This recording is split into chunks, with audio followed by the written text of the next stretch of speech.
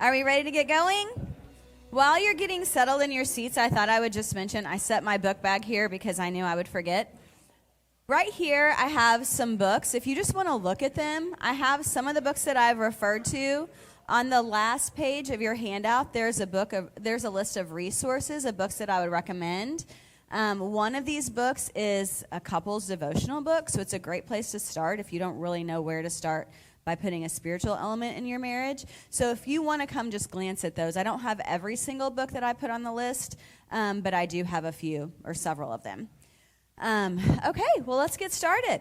So, as I mentioned, after mentioning communication and conflict issues, couples report that finding time together is the next biggest need that they have in their marriage.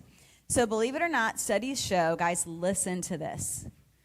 Studies show that the average couple spends about 20 minutes a week in meaningful conversation.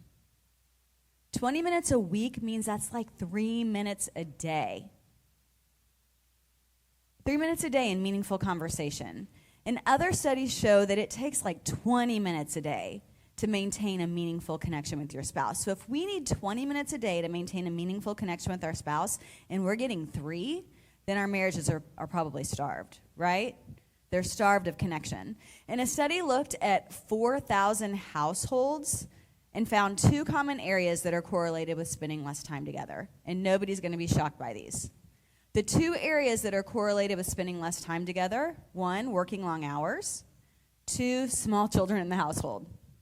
No shock, right? We probably didn't need to study 4,000 homes to tell us that. But life is busy. And if you end up adding kids to your marriage, then it gets even busier. And finding time to stay connected is really hard because you're juggling so much. Every single day holds obligations. Every single day has things that we have to do. And a lot of the demands feel inflexible. But are they? Are all the demands as inflexible as you might think? How you spend your time reveals more about you than nearly anything else. It defines you and your marriage. So people will say, hey, how you spend your money shows us what you value. I think time is right there with it. How you spend your time tells us a lot of things about you, and it defines your marriage. So think about this. What are the emotional and relational consequences if you stay in the busy patterns that you're in? What are the emotional and relational consequences if you stay in the busy patterns that you're in? We think we don't have time to slow down, but in my opinion, work begets work. Something that people will say with little babies when you're trying to get them to sleep more is that sleep begets sleep, meaning the more sleep a baby gets, the more the baby will sleep. But I think work is similar. The more we work, the more work we create. The more we work, the more things we have to do. So work begets work. And this is something that I hardly ever see, guys. I hardly ever see someone work so much that they work their way out of something to do. This is why God calls us to Sabbath. A Sabbath reminds us that we're not carrying the whole world on our shoulders. A Sabbath reminds us that if we stop, the world still carries on, and it's okay. Sabbath tells us, my tongue's not working. Sabbath tells us that we can take a break and everything won't fall apart. Sabbath reminds us that God is in control and He's the one holding the whole world in His hands, not me. So, if we want to maximize the moments in our marriage, then we have to consider what is filling our moments. Have you guys seen this graph before, the Eisenhower Urgent Important Matrix? It's super simple, but it's super helpful. The idea is that tasks and priorities are urgent or not urgent, and they're important or not important. So on the left side, it says do. Those are the tasks that are both urgent and important. You get a phone call from the school that your child got hurt at recess and you've got to meet them at the hospital. That's urgent and that is important. You drop everything to go take care of that. Your parent is in the hospital, you drop everything. That's urgent and important. But then on the right, we have the things that are that are important, but they're not urgent. These are the things that would include like having a date night with your spouse, planning your budget, did I say that right? They're important, but not urgent. Did I say that right? Okay. So important things that aren't urgent lots of times get lost in the mix. If there's no deadline attached to it, we might never get around to spending time with God. We might never get around to discipling our children. We might never get around to quality time with our spouse because those are things that are important to us, but since there's not a deadline, the things with deadlines take priority. So sometimes the things with deadlines that take priority are urgent, but they're not important. When something comes at you with urgency, it's really important to consider, how important is this? I mean, my kids come to me with urgency all the time, and I do want to honor what they think is urgent, but lots of times what's urgent to them actually can wait. They don't need more screen time to play longer video games, right? Like, they're dying, but actually you're going to be okay. I don't have to stop this thing to pause and add more time to your Switch or whatever. And then we have the things that are not urgent and they're not important. So when you're thinking about your tasks, think about what fills your time. Urgent, important things, urgent but not important things, important but not urgent, or not urgent and not important. And in our schedules, all of us have things that are not important and not urgent. Things like scrolling on Instagram, maybe checking the stats of the game. They might be things that we care about. They might be things that we enjoy. But if we're really honest, they're not necessarily urgent and they're not necessarily important. So part of creating more time in your marriage is noticing what fills these quadrants and considering what's in each box. Our time is usually driven by the urgent, and that's understandable. But just because it's urgent doesn't necessarily mean it's important. I think it's really important to consider that. All right. 9/10 of wisdom is being wise in time. I saw that sign in a bathroom in Lawrence, Kansas, and I'm like, that's good. I took a picture, and every year it shows up on my time hop, and I remember it. 9/10 of wisdom is being wise in time. And here is where some relief can come in, guys. When we think about time and we want to think about being wise with it, I'm not going to talk about being more productive. I'm just going to talk about being more connective. It's not necessarily important to add a lot more moments into our time to connect. It's just important to use the moments that we already have more productively. And so this is a book called Your Time-Starved Marriage by Les and Leslie Parrott. Looks like I didn't bring a copy of it. It's a little book, and you probably don't need to read it because I'm going to cover read it. Read it if you want to. But I'm going to cover some of the biggest points that I think are helpful about it. But there's really not a lot out there that helps us know how to spend our time well in marriage. But I found this book, and I thought it was helpful.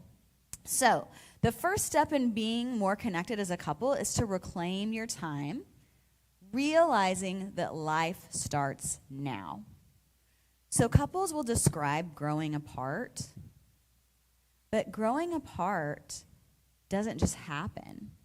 What happens is that we grow, but we haven't made space for each other in the midst of that growth. The passage of time guarantees change. So if we're not connecting, then we are going to miss each other. We're not going to stay connected. And the truth is, the present is all that we have. This is going to be a lot of what we talk about today. The present is all that we have. The past is behind us. The future isn't here yet. This moment that we in is what you have. It's what you get to take advantage of. And I think we often take marriage for granted. We assume that the person is going to be there forever and that we can prioritize the relationship later. And we also assume that, hey, maybe we're going to be disconnected for these 10 years while the kids are growing up, but we'll just jump back in when it's over. Not when it's over, but when the kids move out. But guys, 10 years down the road, maybe when the kids have moved out, if they do move out, you're not prepared for that time together because you haven't stayed connected. So then suddenly you're ill-equipped to build the friendship back that you want to build with your partner. So we can't put this off into some time in the future and assume it's just going to be easy and natural to reconnect at that point. We have to prioritize it today. Ephesians 5 says, make the most of your time. Make the most of your opportunities because the days are evil. And when I was a kid, I'm older than a lot of people in this room, but when I was a kid, there was this idea of quality time versus quantity time. It was kind of the first time that both parents were out in the workforce, and so they were saying, hey, it's not so much about getting lots of time with your kids, it's just about getting quality time with your kids. But over time, the flaws in that philosophy exposed themselves to show that we don't get quality time if we aren't also getting quantity time. It's true with our kids, but it's also true with our partners. We can't see each other for 3 minutes a day and make it super meaningful. It's just not going to work. We need to see each other longer because every second isn't going to be just amazing, right? We need more moments together in order to build the ones that matter and that last.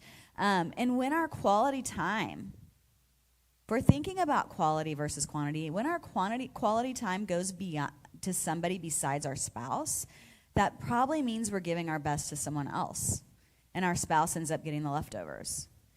You guys, I have to work hard at this. I've been in ministry for more than 25 years. I was on staff at a church for a long time, and I gave a lot of what was good in me to the people that came to me every day. I sit and spend often like 6 hours a day, 7 hours a day listening and talking to people and interacting and using emotional and relational energy, and I love it. I'm energized by it. But then when I'm at home and I'm making dinner and my husband walks in the door and he joins me to help me make dinner, sometimes I don't feel like chatting because I've been talking all day. I've got to be really aware and really careful that he doesn't get my leftovers. John Maxwell is someone that you guys have probably all heard of. He's like a leadership and organizational guru. But he was noticing that he wasn't saving his best moments for his wife. So like if something great happened to him during the day, he would tell his coworker. And so he started saving those moments and sharing them with his wife first. Because if he'd already shared it with his coworker, the enthusiasm was lessened by the time he shared it with his wife. But if he waited to share it with his wife, then she got the enthusiasm. And I was like, what a great principle. So if something exciting happens in your day, it's not bad to tell your coworker. It's not bad to tell the friend that you're with. But what if every once in a while you hung on to that and you made sure that you told your spouse first and they got the biggest part of the energy? So having quality time and connection with your spouse means that you've got to discern when to say no. We live in a world with all kinds of opportunities, all kinds of responsibilities, but every time we say yes to one thing, we're saying no to something else. We have to consider what we're saying no to when we're saying yes to another thing. And people feel guilty about saying no, but saying no is stewardship. God has given you this one life. He has planned in advance the good works that he has for you to do. When you consider your day, are you asking him and consulting him and inviting him to like lead you in those gifts? Or are you just taking on anything and everything that comes your way, assuming that it's what you're supposed to do? We've got to say no in order to say the bigger yes. And some days we'll definitely be busy. Some weeks, some months, some years we'll be busy. But busy is different than hurried. And I thought this was really interesting. Jesus was busy. He had plenty to do. And in John 5, it says that he did only what the Father told him to do. What if we start to try to have that mindset? To only do what the Father told us to do. I know that sounds hard. I know that sounds vague. Most of us don't have like moments in the morning where we're like, God, tell me what to do. And then he gives you a list and you write it down and you know exactly what's yours. But we can ask to stay in tune with his Spirit throughout the day. And we can pause when an opportunity comes our way and just sort of pray and notice how we feel and how we might be led in that moment. Just because it comes to your door doesn't mean you have to answer it.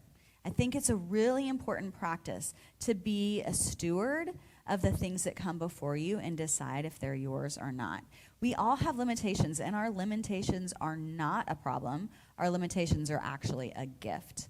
And so Dallas Willard noted that there's a difference between being busy and hurried. And he talked about Jesus was busy. He had plenty to do, and he even turned people away, right? So being busy is an outward condition. Being busy is a condition of the body. It occurs when we have many things to do. But being hurried is an inner condition. Being hurried is a condition of the soul. It means to be preoccupied with myself and my life in such a way that I am unable to be fully present with God, with others, and even myself. I'm unable to occupy this present moment. Are you busy? Okay, we can work with that. Are you hurried? Is your inner soul rushed and distracted and not able to be present in the moment? Some of us really struggle to be present in the moment, and that's something we've got to work on. We've got to work on being mindful and tuning into where we are, because again, this is the only moment that we're promised. All right, so how do we make time? Do the right thing, guys. This is so simple, but consider what's right for your relationship. What activities will bring you together, and what are the things that pull you apart? Having quality connection with your spouse means discerning when to say no and when to say yes. Know what to leave undone. There's a quote by Lin Yulong that says, "Besides the noble art of getting things done, there is also the noble art of leaving things undone. The wisdom of life consists in the elimination of non-essentials." I like that quote. There is wisdom in knowing what to leave undone. Sometimes leaving the laundry undone is going to be better for your marriage. It can wait a day. I mean, usually, right? It can wait a day. Or taking the car to the shop, getting groceries, mowing the lawn. Most of these things could wait a day, and it wouldn't be the end of the world if it creates extra connection for your relationship. Make an "if I do nothing else today" list. Have you guys heard the analogy of having a jar of rocks and how you're supposed to put the big rocks in first? If you put the small rocks in first, then there's not going to be room for all of the big rocks, which represent the important things. But if you put the big rocks in first, then the small things, the small rocks, will fit in among the cracks, and you actually fit more things into the jar. So this is that kind of a principle. Think about your day. Again, be intentional. So much of what I'm talking about this weekend is requiring intentionality. So be intentional when you start your day. What are the things that I'm going to do today? And make sure you do those things and include something with your relationship, and then trust that the other things will find space. And then make margin for the unexpected. I'm terrible at this, you guys. I have a friend who, when she's driving somewhere, she's like, I always assume something bad's going to happen, and it's going to take me longer to get there than it's supposed to. I'm kind of the opposite. I don't live in reality. I'm an optimist. I'm like, oh, it says 45 minutes to get there. I bet I can get there in 40. Like, I just assume things are going to take less time. So I really struggle with creating margin. It's just not my natural temperament, and it takes a ton of work for me. But as a counselor, I have learned to create margin. I don't want to walk into a session with a client feeling, who wants to walk into a session where you can tell that your counselor's stressed? Nobody wants that. So I get to work 30 minutes early. Even though I'm not good at being on time, I have disciplined myself to get to work 30 minutes early so I can make my cup of hot tea, I can use the restroom, I can review my notes, I can be prayerful. And so then when the person comes, I'm ready for them. So when we create margin in our lives, we show up as less anxious, stressed people. We can all get up 10 minutes earlier. It's hard, but if I can do it, you guys can do it. Ask my parents. I have been terrible at this since, I was born 6 weeks early, and I always say that was the last time I was early. I am not inclined to be early. I am not inclined to create margin. But as I work at it, I'm learning how to do it because it's important, and so I'm figuring it out. It doesn't mean that it's easy for me. It doesn't mean that it's not a weakness, but I'm figuring it out. All right, and then the last one is purge your schedule of distractions. Take an audit of your time. Notice what is not urgent and not important that's filling your space. Really look at how you spend your days. I bet most of you could find 20 minutes today to be together. But even if you can't, maximizing what you have will accumulate and there will be a benefit. All right, the next thing we want to do is to milk the moments. This is what I'm talking about. Again, we're not adding things in, but we're utilizing the things that are already there. Marriage is a series of little moments. Most of the times of our marriage aren't these big, amazing, moments, but they're more mundane, normal, everyday moments. And so these moments are overlooked as times that we can actually create a lot of connection. We can actually put a lot of meaning into it. Has anybody out there seen this movie? It's kind of old, maybe even, might even be 15 or 20 years old. But it's called Shall We Dance with Richard Gere and Jennifer Lopez. Anybody seen it? There's this part in the movie where Susan Sarandon says this. She's talking about marriage. And this isn't fully theologically correct, but go with me. She goes, we need a witness to our lives. There's 1 billion people on the planet. I mean, what does one life really mean? But in marriage, you're promising to care about everything. The good things, the bad things, the terrible things, the mundane things, all of it, all the time, every day. You're saying your life will not go unnoticed because I will notice it. Your life will not go unwitnessed because I will be your witness. Having a witness in these mundane moments is one of the sweetest things about marriage. Sharing and seeing life together over the long haul is one of the sweetest gifts that you can have. And there is a U graph or a U diagram that will note that the happiest times in marriage are early, and then lots of times in the middle years of marriage we dip in our satisfaction. But if we stick it out, the later years are filled with more happiness and joy and connection again. And I can't help but think that part of that is an appreciation for all of the moments that you've shared together, all of the history that you've shared together. Nobody else saw this. Nobody else witnessed that. Those little mundane moments that you might consider insignificant actually really, really matter. All right, so these are often overlooked moments in marriage that we can just add a little bit of meaning to. Making a moment when you say hello. The other day, I got home from work. We have 2 dogs, and one of those dogs adores me because I'm the one that does all the work for that dog. But I walk in the door, and all my 2 dogs are immediately at my feet, greeting me, so happy to see me. And I'm like, hi, I'm all sweet, all happy to see my dogs. And my son goes, you're more happy to see the dogs than you are to see us. And I was like, well, actually, the dogs are more excited to see me than you are. Because they run to the door, they greet me, they're so excited. How amazing is it to be greeted like that, to be said hello to be noticed when you walk in the door? And on the flip side, when you're the one coming home, what is your tone when you walk in the house? Is the first thing that you say is, oh my gosh, everything is still a mess? Or is the first thing you say is, hey, how was your day? Notice how you enter the times back together. How you say hello matters. And make it a moment. Make eye contact. Give a little hug. Acknowledge their presence. Look up from the thing that you're doing and say hello. Whoops, sorry. And then the next one is basically the same, but it's making a moment when you say goodbye. This is so simple, but one of the common factors that they found between satisfied couples and long-lasting couples was that they said hello and goodbye together regularly. That was one of the main things that they found in common with couples that last, is that they say hello and they say goodbye. That sounds so simple, but what does that mean? When you say hello when your spouse gets home, you're saying, I see you. I acknowledge your presence. You're here and that matters to me. When you say goodbye, you're saying, I see you.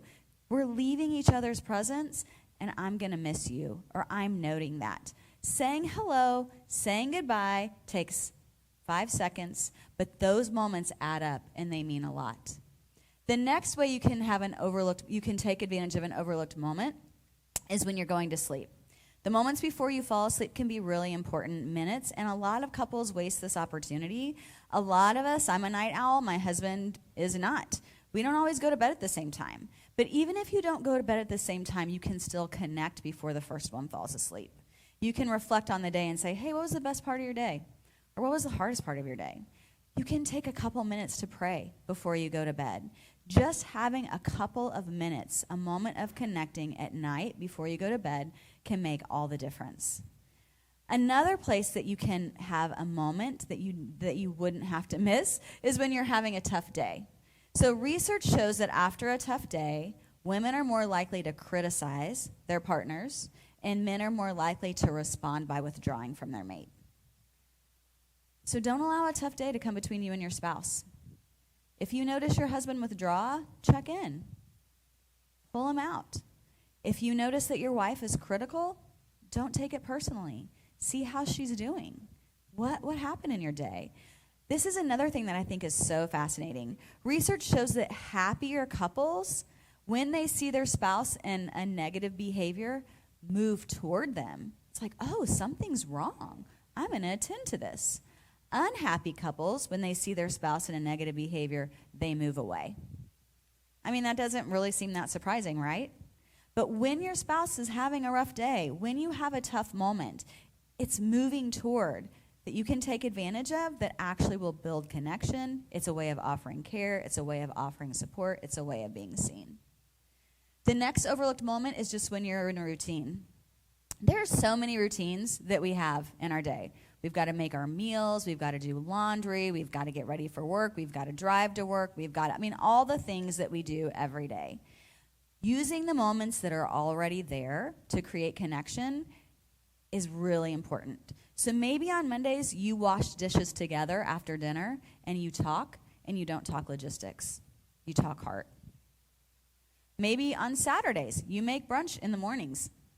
Maybe every Saturday you make French toast. Maybe you, after the meal, you guys grab a cup of coffee and you send the kids off for 15 minutes to watch a show while you connect with one another. Maybe you take a walk around the block first thing in the morning. It could be anything. And these routines, if you make them consistent, they ultimately become rituals. And couples who have rituals, again, report much more satisfaction in their marriage. And so I'm naming using a ritual like a routine as a place for connection. But another thing that can count as a ritual that really, really matters to spouses are simple things. Like one couple is like, we kiss hello and goodbye. A kiss. So that's not even just acknowledging that someone's leaving, but it's a kiss. One couple talked about how every time my spouse holds my hand, he squeezes it 3 times, and those 3 squeezes stand for I love you. That's just like a little thing that they share. Maybe like once a week he grabs her hand and squeezes it 3 times, but that's a thing they share. That's a ritual. Rituals, again, they might just be something super, super simple, but it's something that is between the two of you. Not like an inside joke, but that could also count. Something that's between the two of you that you share that actually brings deeper connection. And a lot of times, rituals or these tasks, these routine times, it takes intentional connection time, and it might be more efficient to not do these things together. Dividing and conquering might be more efficient. It might not be most efficient to go to Costco together. But what if you only went to Costco together and it forced you to go to Costco? Like if you need to go to Costco, you go together and it'll force you to spend time together. Going to Costco, again, it'd be more efficient if just one spouse went alone. But it'll be more meaningful and create more connection if you make a ritual like that. All right, and then the next thing you want to do, the last thing I want to talk about is making a moment last. So in Deuteronomy, the Israelites are instructed to remember. And I've always been struck by the fact that we need to be reminded to remember. But we can sometimes forget the past really easily, right? Particularly if the present is hard, we can forget the good times of the past. So a way of building more connection in your marriage is just by remembering the good moments, by reminiscing. And when you do that, you not only bring joy into your present, but you're drawing from the past to bring happy memories from there into today. It builds connection. It reminds you of what has been good about your lives together. Remembering is really, really important as a couple. All right, thieves of time. These are things that steal from your connection. So the first one is unfinished business. This is your past, you guys. When you have wounds from the past, when you're weighed down by regret, by pain, by guilt, by things that happened a few years ago, or maybe by things that happened a few hours ago, you're not able to fully live in the present. Unresolved hurts from the past take away energy and attention from today. And not to mention, as we can see from the fear cycle, it can also cause more hurt, more struggles when we're drawing on old patterns that aren't productive. So if you have unfinished business from your past, if you're holding hard feelings against your boss, deal with it. Even if it just happened a few moments ago, deal with it. Because those unresolved things take away from being attentive to the present. So if you have a hurt, lots of people's tendency is to avoid what hurts. But we only heal when we move toward the thing that hurts. So start where it hurts. And if you have lots of hurts from your past, address them. You may not need to go to a counselor, but it also might not hurt to go to a counselor. Address the things. Confession, you guys, goes so far. Everybody doesn't need to know everything, but one person should at least know the things. So confess. You will find relief. It will be healing. If you're holding something in, let it out. Find a trusted person. Work on the things that are unfinished so that you're not taking from today energy that should have been left in the past. All right, the next one, everybody knows this. Technology. I don't even need to say this except for I need to say this, right? All of us probably, maybe there are some of you who are really great, but most of us struggle with technology. When I was thinking about the fact that most couples spend 3 minutes a day connecting, I would guess that a large portion of this room spends at least 3 minutes a day online doing something that you don't need to do. At the very least, you could double that 3 minutes to 6 minutes, right? I really struggle to believe that anyone in here doesn't waste 3 minutes on the internet. And technology can feel like connection to other people, but lots of times that connection that we're getting is false connection. We're connecting with people we don't even know or people that we don't even see. It's false connection. It might be more shallow connection, and so it's distraction. It might be entertainment, but it's taking away from moments that you can have with your partner. And all of us know that this is a problem, but it doesn't help knowing that it's a problem if you're not going to do something about it. Denial is not going to get you anywhere. Set time limits on your apps. When the time limit comes up, don't say 1 more minute or ignore for the day. Be like, okay, my time is up. My time is up. We've got to do this. We've got to be more controlled with our time online. All right, the next thing, sorry, I keep doing that, is impatience. This is sort of like the first one, but when we're impatient, it steals intimacy from our relationship in the moment by infusing it with intolerance or irritation or annoyance. When you're annoyed, when you've got road rage, if you let that go, you could actually maybe connect with your spouse who is in the car with you. Like having that impatience takes away from the time that you have together. For a lot of people, the clock, being rigid with time, steals from their partner. We have this schedule. So there are two types of people, scheduled people and unscheduled people. If you're unscheduled, this may not be as much your problem. You might need to work on being a little more rigid with your time. But people who are rigid with their time often aren't willing to push against those margins to actually enjoy some moments that are available. They're not willing to be spontaneous, to stop and look at the landmark on the way to the destination. But stopping and looking at the landmark on the way to the destination might be a memory that you enjoy for the rest of your lives. So if you're too rigid with your time, you could be losing moments. Again, sometimes it might be better to be 10 minutes late to that meeting and have 5 minutes to connect with your partner than it is to be on time. So when you're rigid, if that's your inclination, notice that and be willing to work with it. And then overactivity is the last one, and that's a really obvious one. It is so easy to just keep putting one more thing into our agenda. We have a full week. We hear about a party. Okay, we'll make it work. Actually, maybe you don't make it work. Maybe it's better if you don't add it in. When you already have a plan, be really selective with what you let in. Studies show that couples who are more, I keep talking about satisfied couples and unsatisfied couples. I hope you guys are listening to the patterns of satisfied couples. But satisfied couples spend more leisure time together than unsatisfied couples do. In fact, it showed that satisfied couples spent 50% more leisure time together than unsatisfied couples do. 50% more leisure time together than unsatisfied couples do. But as I thought about that, I'm like, well, duh, if you're unsatisfied with your partner, you're not going to want to spend leisure time with them, right? So is it spending leisure time together that builds a quality relationship? Or is having a quality relationship what helps you spend leisure time together? Is the chicken or the egg? I think this is where Gottman's getting it right when he says friendship is more important even than our communication skills or our conflict skills. If we have friendship with our partner, we want to spend time with them. If we have friendship with our partner, we feel out of sorts when the relationship is out of sorts and we're more motivated to resolve it. Building friendship has to happen if you want to have quality time together and if you want to grow in satisfaction.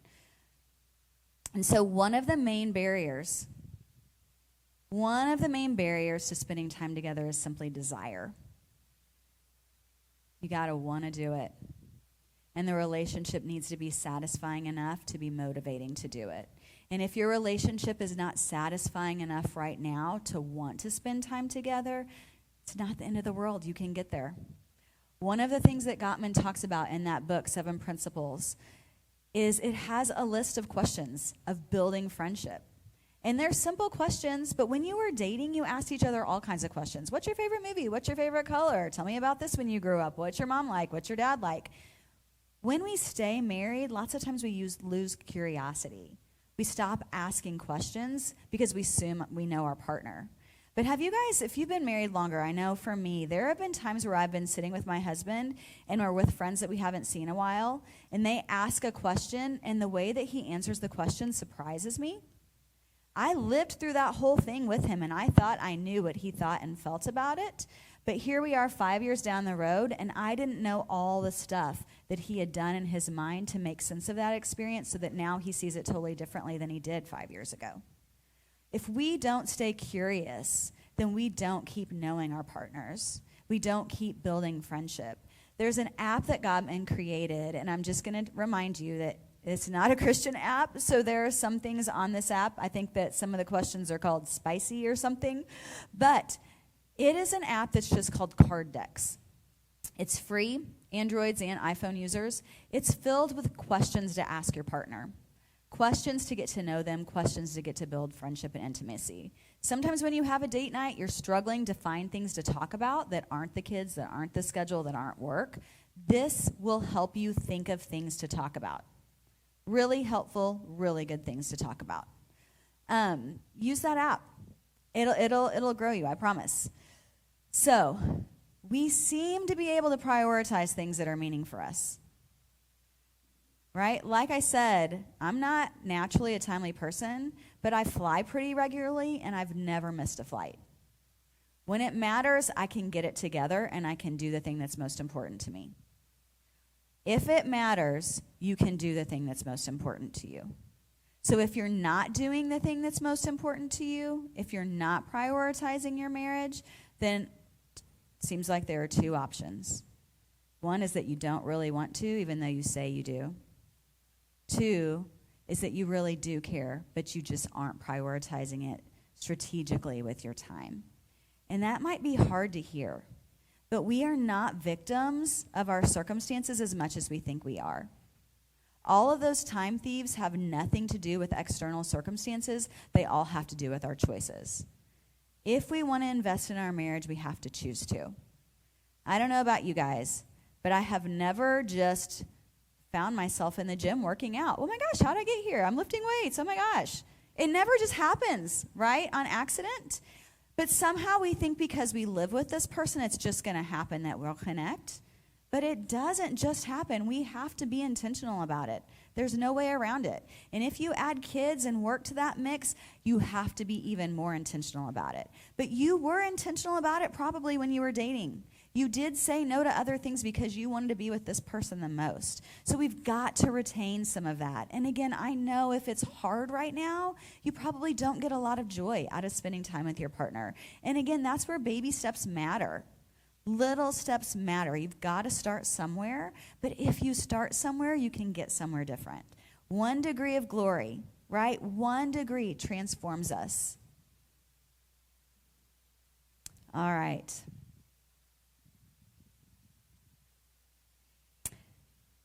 So, after you've assessed your desire, after you've been honest about that, after you've assessed your calendar, I have a practical tool for you that can be really helpful. It's called the Love List. So Les and Leslie Parrott, again, love their names. They both have the same name. They have written a book called The Love List. And again, it's pretty simple, but I put this in your handout. And the love list is just being intentional about building daily, weekly, monthly, and yearly rhythms that build connection. So it's ideas of what you can do every day. One of the things that they recommend is laugh together every day. Just find a way to laugh together. Maybe you guys look up dad jokes. Have you guys watched those dad joke videos or the videos on YouTube where the two guys try to say jokes and they don't laugh at each other? Do you guys know what I'm talking about? Google it. They're hilarious. They're awful, but they're so funny. Take 3 minutes to watch one of those videos and just laugh together. Laughter is good medicine, right? So if you can find a way to laugh together every day, that's going to do a ton for your marriage. If you can't do it every day, start out doing it once a week or once a month. Start somewhere. Build daily, weekly, monthly, and yearly rhythms. And again, there are ideas for that in your handout. And as you're doing that, it's important to think about personalization, right? Tailor the list to your partner. Get to know them, know what they would enjoy, know what would be meaningful. Probably a lot of you have heard of the 5 Love Languages by Gary Chapman. If your partner cares about words of affirmation, be intentional to give them words of affirmation.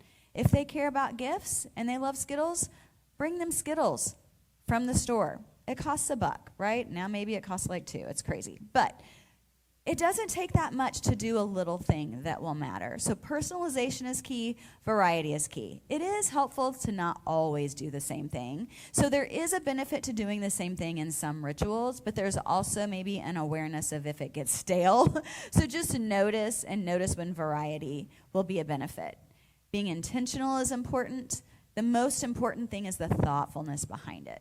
So even if your spouse is trying but kind of misses it, notice that they're trying. Give them credit for the fact that they're trying, because that trying was an intention and that trying was an act of love. And then you've got to be flexible, all right? So if you make a love list, and this is really not that dissimilar from the handout that you have on nurturing your appreciation, but you can adjust it based on your schedule and circumstances. There are times, again, where one of you maybe is traveling for work, where somebody's sick for the week in bed with the flu, where we have a particularly busy season with our kids. But if you get off track, jump back on. It's really, really important to do that. All right. Well, that's the content, guys. So, but thank you. Thank you for that. Oh, I am so bad at these slides. Okay, here are the slides. Enjoy. Look how pretty. All right. So, as we finish, there is a book called Every Moment Holy. There are 3 volumes. You guys might be familiar with them. But they include prayers for specific situations. And I highly recommend these books. Again, if you want to grow in prayer, sometimes it's hard to know how to grow. It's hard to know what to pray. And so I find it helpful to read prayers that someone else has written. Sometimes they're able to express things in our hearts that we wouldn't have had words for. And Every Moment Holy has, again, 3 volumes, and it lists different, or it has different prayers that you can pray for different circumstances. But they have a liturgy for a husband and wife at the close of the day. And I know that we're more like at the beginning of the day than at the close of the day right now, but I love this prayer, I love this blessing, and I just wanted to pray it over you guys right now. And I would encourage you to think about doing things like this for your marriage as well. Have specific prayers that you pray for your spouse together. have specific prayers that you pray for your spouse alone. I'm going to pray this over you, and I also just want you to know that if you want, I love to pray for people. I'll be around. I can pray for you if you want me to pray for you.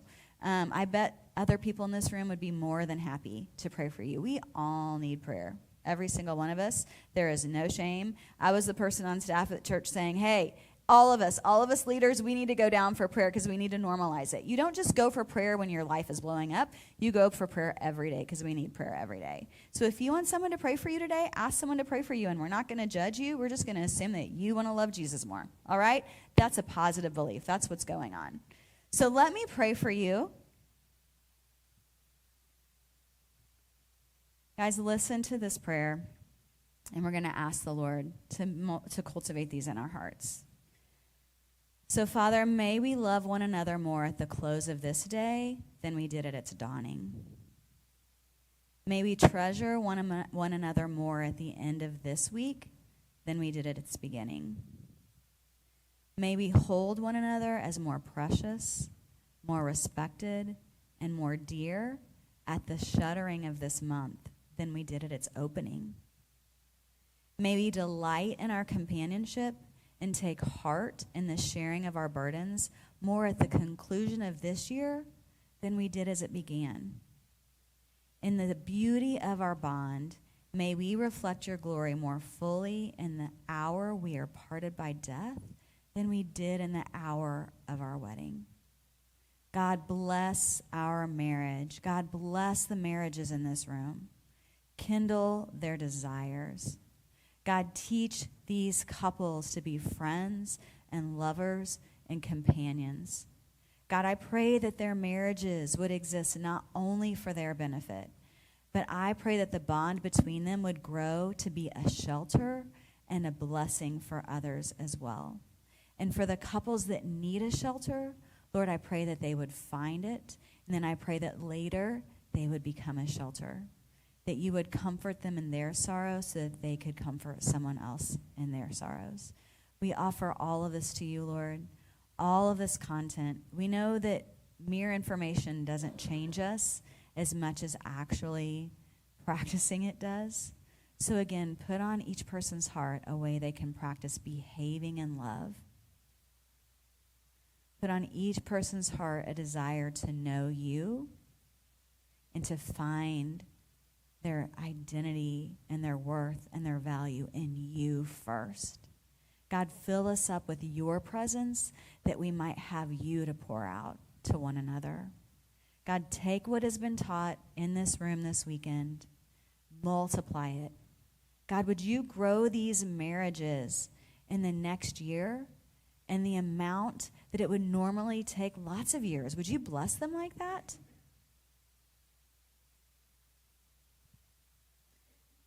I think of Isaiah. Lord, would this be the year of your favor on these marriages and in this church? If there are captives in this room, God, would you set them free? Where there's mourning, would you give them rejoicing? Where there is sorrow, would you give them praise? And God, would you use all of that to turn their hearts to you and to give them a deeper testimony of your goodness, because you took them from way over there and you brought them to way over here, and only you could do that. No eye has seen, no mind has conceived what you have planned for those who love you. God, would you do more in each one of us than we would ever imagine? Would you give us a vision of you, an intimacy with you that is beyond what we ever imagined? And then would you do that in our marriages? In Jesus' name I pray. Amen. All right, so take this time. I know childcare ends at 11:15, so you've got 15 minutes to discuss at your tables, wrap things up. It's been really wonderful to be with you guys. Thanks for letting me join you.